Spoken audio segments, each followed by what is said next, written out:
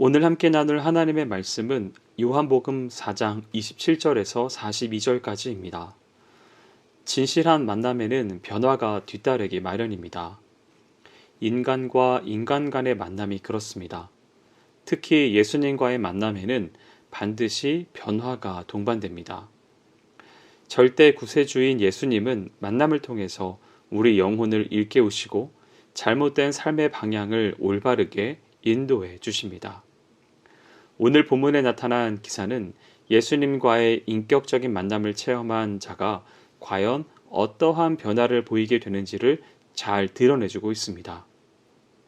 이제 여기에서 사마리아 여인이 보여준 일련의 변화된 행동을 살펴봄으로써 우리들도 그리스도와의 인격적인 교제를 통해 나날이 새롭게 변화되어 가는 성도가 되어야 하겠습니다.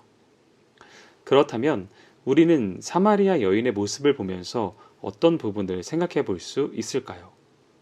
첫째, 사마리아 여인은 물동이를 버렸습니다. 예수님과의 대화를 마친 여인이 제일 먼저 취한 행동은 물동이를 버리는 것이었습니다.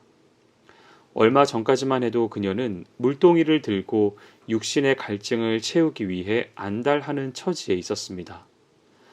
그러나 지금 그녀는 물동이를 미련 없이 버리고 동네로 들어갔습니다. 물동이는 그녀에게 있어서는 삶의 한 방편이요, 욕구 충족의 한 수단이었습니다. 그러므로 그녀의 물동이를 버리는 행위는 이전의 죄악된 삶을 청산하는 상징적 행위로 이해될 수 있습니다. 더불어 인간적 방책을 군사하여 육신적 만족을 추구하려 했던 과거의 행태와 결별한다는 의미도 되겠습니다. 여하튼 사마리아 여인은 자신이 구원받았다는 단순한 기쁨에서라기보다는 변화받은 자로서의 의지적인 결단을 이러한 행동을 통해 보여주었습니다. 예수님께서 베드로와 그의 형제를 향해 나를 따라오너라, 내가 너희로 사람을 낚는 어부가 되게 하리라고 하셨을 때 그들은 그물과 배를 버려두고 주셨습니다. 이는 이전까지의 삶을 포기하고 새로운 삶과 비전을 향해 나아가고자 하는 태도입니다. 사마리아 여인은 물동이를 버림으로써 보다 중요한 것, 곧 동네로 들어가서 예수님을 증거하는 사명을 택했던 것입니다. 우리 신앙의 전진과 성숙을 위해서는 이러한 포기와 결별이 동반되어야 합니다. 그리고 그리스도와 인격적인 만남을 체험한 사람은 자신이 향유했던 이전의 것들을 버리는 작업을 기꺼이 감행할 수 있어야 합니다. 그것이 삶의 가치관이든 누리고 있던 물질이나 명예이든 상관이 없습니다. 이전 것의 포기가 동반되지 않는다면 실제로 변화되지 못했다는 증거입니다. 그럼에도 나는 나만의 세계관과 삶의 행태, 그것도 바람직하지 못한 것들을 고집하고 있지는 않습니까? 이런 자에게 주께서는 아무든지 나를 따라오려거든 자기를 부인하고 날마다 제 십자가를 지고 나를 좇을 것이니라 라고 권면하고 계심을 잊지 말아야 하겠습니다. 둘째, 사마리아 여인은 예수님을 증거했습니다. 물동이를 버린 행위가 과거의 삶에서 벗어나고자 한 의지적인 행위였다면 그녀의 이러한 의지는 예수님을 증거하는 것에서 이제 구체적으로 실천되었습니다.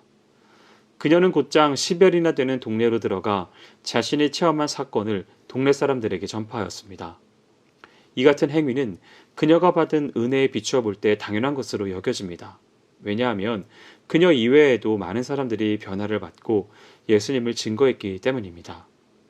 그러나 그녀의 경우에 있어서는 복음을 증거하기가 어느 누구보다도 쉽지 않았습니다. 왜냐하면 그녀는 수차례의 결혼으로 인해 동네 주민들에게 음탕하고 부정한 여인으로 낙인 찍혔을 것이기 때문입니다. 혐오와 적대감, 심지어 노골적인 위협이 그녀에게 가해졌을 것이라고 상상할 수 있는데요. 설령 그녀가 무슨 말을 한다 할지라도 어느 누구도 믿으려 들지 않았을지 모릅니다. 사정이 이러했음에도 불구하고 그녀는 담대하게 자신의 신앙 체험을 사람들에게 이야기하며 그리스도를 증거하기 시작했습니다. 와 보라는 초청 속에서 그녀 자신의 체험을 증거하고 나아가 메시아 되신 그리스도를 전파하고자 하는 강한 열망이 내재되어 있습니다. 과연 그녀가 얼마만큼 강력하고 진실하게 예수님을 증거했는지는 사마리아 사람들이 품행이 좋지 않은 그녀의 말을 믿고 예수님 앞으로 나온 사실에 비추어 볼 때 충분히 짐작하고 남음이 있습니다. 우리는 예수님을 증거하는 삶을 살아가고 있는 건가요? 나의 삶과 가치관 속에서 체험한 이 하나님의 신비한 구원의 역사를 생생하게 불신자들에게, 이웃들에게 전파하고 있습니까? 구원함을 입어 변화받은 영혼은 반드시 자신의 기쁨을 이웃에게 나누는 삶을 살아가게 됩니다. 그리스도를 전하지 않으면 심중에 불이 붙는 듯한 안타까움이 일어 견딜 수 없다는 예레미야의 고백이 우리의 고백이 되어야 하겠습니다. 마지막으로 사마리아 여인은 신앙의 진보를 이루었습니다. 얼핏 보면 예수님을 증거한 것으로 그녀의 신앙이 끝난 것처럼 보입니다.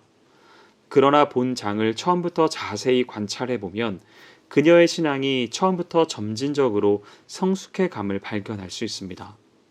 그녀는 예수님과의 첫 대면에서 일말의 거부감을 나타냈었습니다. 이러한 거부감은 예수님의 신성을 의심하는 그녀의 질문이었던 당신이 야곱보다 더 크니까에서 보다 노골화되었었습니다. 그러나 그녀는 그리스도와의 대화를 통해 자신의 죄를 고백하고 드디어 겸허히 구원을 요청하게 되었습니다. 그녀는 예배의 참된 의미를 묻는 질문을 통해서 예수님을 메시아로 인정하게 되었습니다. 그리고 이는 그녀가 예수님에 대해 불렀던 호칭이 9절의 당신, 15절의 주, 19절의 선지자, 25절과 29절의 메시아 등으로 변화되어 감을 통해서도 확인할 수 있습니다. 시간이 지남에 따라 그녀는 예수님을 구세주로 명확하게 인식하고 체험한 것입니다.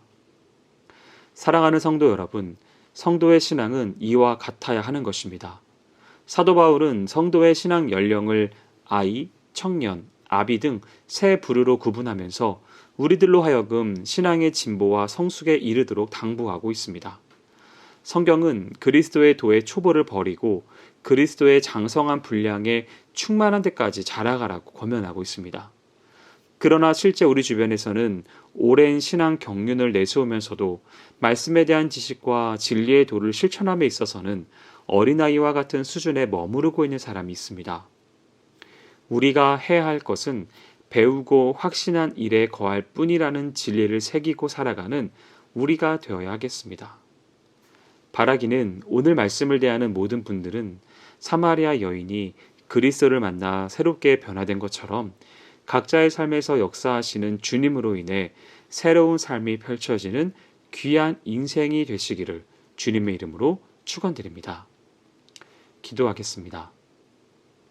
사랑과 은혜가 많으신 하나님 아버지, 정말 연약한 나를 만나주신 그 하나님의 사랑과 은혜로 인하여 감사드립니다. 주님을 만난 그 기쁨이 나의 삶과 연결되게 하시고 진정으로 주님이 기뻐하시는 귀한 삶을 살아갈 수 있도록 우리를 인도하여 주시옵소서. 행하실 주님을 기대하오며 모든 말씀 예수님의 이름으로 기도합니다. 아멘.